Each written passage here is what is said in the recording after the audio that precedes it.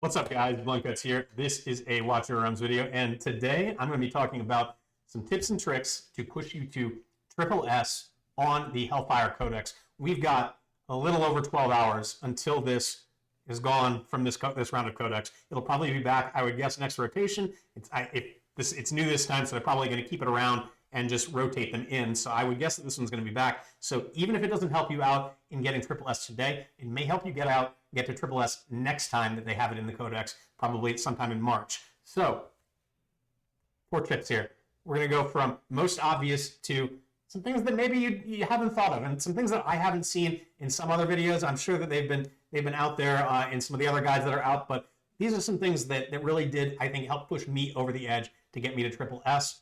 So let's take a look at the team that I use. This was what I got triple S with. You can see, I'll go to the ranking, and you can see my team there. There we go, 71. Same team that I've got set up in the queue there, right here. So the first thing, HP is king. Max HP is the most important thing in this Codex, aside from block. Block is the most important thing, but as far as gearing is concerned, max HP is the most important thing. And so there's a few reasons for that. One, defense just doesn't scale as well as max HP does in this game. There's a number of reasons for that, but suffice it to say that defense is much better as a secondary stat than it is as a primary stat. So if you are trying to, you're thinking like, I'm going to go 2 HP percent and 1 defense percent, that's not really ultimately going to increase your mitigation all that well, at least not in my experience. And even if it does on a per hit basis, what it doesn't do is synergize with a lot of other effects in this game, and namely shields. And so if you are using a largely northern team, as you can see here, I've got 4 northerners in my team. I've got Isolde, I've got Olag, I've got Aveline, and I've got Broke here. And they are all going to be getting shields because of Isolde's Lord skill. Actually, I don't think I needed to go back. I think I can just click on this, right? Yeah. So increases faction allies' basic attributes by 10%. That is awesome. Wonderful. Don't want to downplay that. But this is the important thing right here. Periodically grants all faction allies a shield equal to 20% of their max HP for 20 seconds.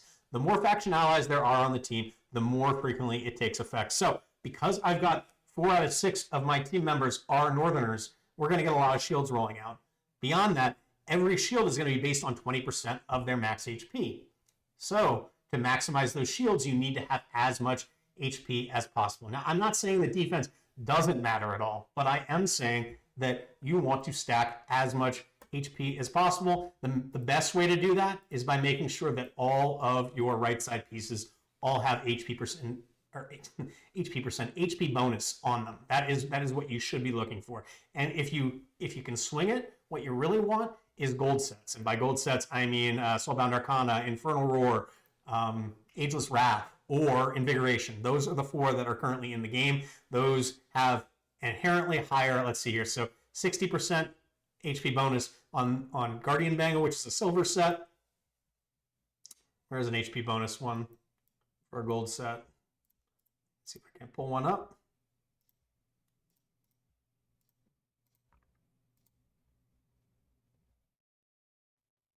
Going slow here. Okay, here we go. And then 66%. So 10% more main stat on gold sets. And that's true across the board. So you can also maximize that on your left side pieces. This has 3960 HP, flat HP on it. Whereas the non-gold sets, the silver sets, they only have 3600. So those are what you should be looking for. You should also be looking for flat HP on all of your pieces and substats. Defense bonus and flat defense is great as well, but my priority would be with HP percent. So that's the first tip. Second tip, use the right artifacts. And by that I mean use the right artifact. Before I went on my spiel about HP bonus and max HP being the best, I did kind of amend that to say that the most important thing is block in this game mode. So Bastion Ring, this is the one you want. Every single defender needs to have this artifact if you want to push to triple S. Every single one. The only exception being Broke here. If you have his exclusive, you could use that instead because it also brings in +1 block. If you're using Azor, I don't think you're getting triple S, but his exclusive, which I unfortunately did pull, also gives +1 block. So if you're forced to use Azor, you could use his exclusive if you have it. Really what you want is Bastion Ring on every single tank on your team. That is what's going to be really helping you out here. This is my highest Bastion Ring. As you can see, the block is going to remain the same throughout, so you could use a level 1 one, or you could use a maxed out one. It doesn't really matter. So like, let's look at this one. It doesn't even have any mithril invested into it. 1 block. Same thing. The thing that does change is that you do get extra magic and physical reduction when you have a higher ranked one. So you can see that on this unranked one, 4%, stacking up to 4 times, so it maxes out at 16%. On the one that's equipped on Avaline here, it is 9%, and it's going to stack up to 4 times. So 16% reduction on this one, 36% damage reduction on the ranked up one. So if you have ranked up ones, that's great. But if you're like me and you were just kind of holding on to a bunch of copies, I am lucky enough to have 6 on my account that are on every single one of these heroes. So that is what I would advise you to do. If you don't have those, you're not going to be making a triple S. It's just that simple. I mean, maybe there's a way to do it, but I don't know what it is. This is all about maximizing block. All right, tip number 3. Let's go back into the Codex here. I'm going to do a run here, and we're just going to start the run at least so I can kind of illustrate what I'm talking about here. You want to make sure that you have equal block on each side. So the way I have this set up, Avaline is going here. I've got Olog. He's going here. Brokir there. Baron in the middle. Titus in the middle. Isolde here. So when I say calculate your block, this is what I mean. So I'm going to pause it so we can just take a look here. So Avaline, she has got, well, does it show the block when you click on them? It does. Okay, so 5 block there. We've got 5 block on Avaline. Brokir, 4 block. So left side has 9 block total. Isolde, 4 block. Olog, 4 block. And it should be noted that inherently they all have 1 less block. It's because they're wearing that Bastion Ring that I was just talking about that they all have +1 block for everything. So Olog typically has 3. Because he's wearing the Bastion Ring, he now has 4. However, there's a couple things to note here. So it's not equal is what you're telling me. Like, you're saying, Blunt Guts, you said it should be equal on each side, but it's not equal. You've got 9 on the left and 8 on the right. You're right. You're right. I do have 9 on the left and 8 on the right. However, both of these heroes on the right, they have ultimates that increase their block. So Isolde, Shield Wall, increases block for every ally in range by 1 and applies physical damage reduction and magic damage reduction to them. That is a mouthful. I made a bunch of videos today. I think my tongue is like, what the fuck are you doing to me? I need to take a break. But in any case, the Shield Wall bit here, you may read this, and because Moonton is bad at writing tooltips, you're going to think, well, it doesn't actually increase Isolde's block by 1. That's not the case. It does. It's every ally in range, and she counts as, she's an ally of herself. She's her own ally. Good for her. She's got, you know, she really advocates for herself. I appreciate that. She's a strong, independent lady. +1 block here. So when the ultimate is active, all of a sudden we've got 9 block on the right-hand side.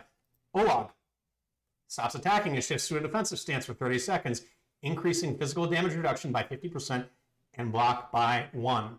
So when both of these are popped, we've actually got 10 block on the right side, but we're not going to do that. That's not how I did it. I alternated these 2 different ultimates, and that ensured that at any given time when I was actively blocking enemies, I had 9 block on either side.